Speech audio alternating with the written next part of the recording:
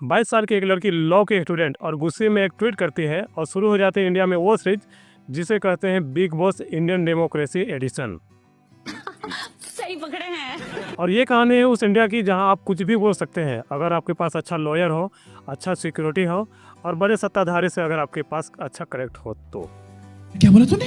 बाकी अगर आप आम जानता हो तो सॉरी बोलो और कल्टी मारो, वहां से निकल जाओ, नहीं तो आप इसी यूनिवर्स में रहते हो, पकड़े जाओगे। 14 मई को सोशल मीडिया में पाकिस्तान की तरफ से एक पोस्ट आती है ये पहलगाम अटैक को लेकर, जिसमें इंडिया को गलत बताया जाता है। बात क्या था, शर्मिठा नाम के एक लॉ के स्टूडेंट ने देशभक्ति की फुल चार्ज में गुस्से में ट्वीट कर देती है। हम यहाँ तक तो ठीक था, लेकिन उन्होंने एक वीडियो बनाया जिसमें उसका मुंह ओवर स्पीड हो गया, जिससे मोहम्मद पैगंबर साहब का नाम आ गया। बस फिर क्या था, वही हुआ ऑनलाइन ओलंपिक शुरू, कौन बनेगा धर्म रक्षक।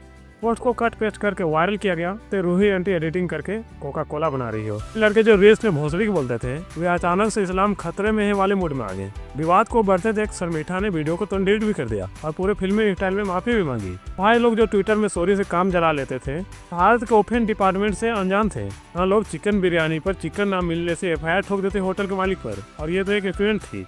वीडियो से आफत हुए पठान टाइप के नेताओं ने मोर्चा खोल दिया, थ्रेट्स की बारिश शुरू, सर तर से जुदा मार देंगे। लेकिन हंसने वाली बात यही कि सभी 90s के विलन के रूप में रोड पर निकल पड़े। शर्मिठा के फोटो पर कोई लाठी मार रहा है, कोई चप्पल मार रहा है, कोई गाड़ी चला रहा है। बात का जड़ है पाकिस्तान के NGO स्काई फाउंडेशन। नाम से ऐसा लग रहा है कि एलन मस्क इसके चलाते हैं। ये एनजीओ कराची से रिपोर्ट भेजती है कोलकाता में और कोलकाता पुलिस सुन भी लेती है।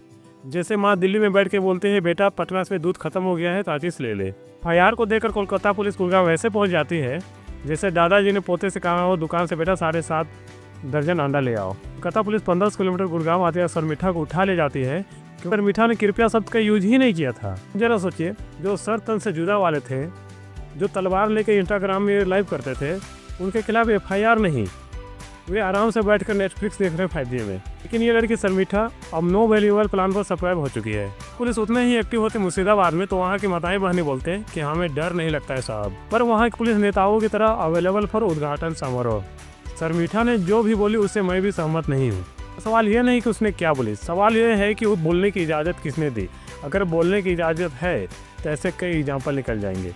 दुनिया कहाँ से कहाँ पहुँच जा रही है और हम लोग कहाँ पे अटके हुए हैं।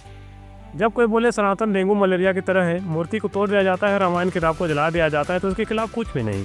TMC के सांसद साइनी घोष संसद में जय श्री राम बोलने वालों को आज भी आंख मारते नजर आ जाते हैं, लेकिन उनके खिलाफ कुछ भी नहीं। अगर ये लोग धर्म के मजाक उड़ाएंगे तो आर्टिस्टिक फ्रीडम, अगर आप पलट कर कुछ बोलोगे तो टेरर थ्रेट्स। क्या लॉजिक है बाबा। कमलेश तिवारी तो नाम याद ही होगा, बस एक कॉमेंट, उसके बाद क्या हुआ राहुल जी, खत्म। वो भी कुछ सांप्रदायिक रिवर्स ने क्या क्या जस्टिफाई कर दिया। नुपुर शर्मा बच गई क्योंकि उसके साथ सरकार है ब्रो, 8+ सिक्योरिटी गार्ड है, फ्रीडम ऑफ स्पीच है, हम और आपके पास जेल स्पीच है। ये कैसा लोकतंत्र है जहां फ्रीडम पासपोर्ट साइज फोटो देखकर मिलता है। तो भाइयों बहनों, आई स्टैंड विद शर्मिठा करने से कुछ नहीं होगा जब तक आप MP और MLA पर स्पीड से दबाव नहीं डालोगे, PC की गड़बड़ धारा को ठीक नहीं करोगे, साथ में आम नागरिकों की सुरक्षा नहीं दोगे, तब तक ये देश वाईफाई से कनेक्ट रहेगा लेकिन न्याय से डिसकनेक्ट रहेगा। हाँ, हम लोग चांद पर जाएंगे, मंगल पर झंडा लहराएंगे, पर अगर जमीन पर भीड़ कुछ बोलने ना दे तो आप समझ जाइए ये लोकतंत्र है, वाईफाई वाला नहीं, BSNL वाला है। शर्मिठा तो एक नाम है, लेकिन कल कोई और होगा, शेखर, शमीम, शबाना इत्यादि। क्या भारत में बोलने की आज़ादी उसी को है जो सरकार के प्लस पैक में है? कमेंट कर जरूर बताना।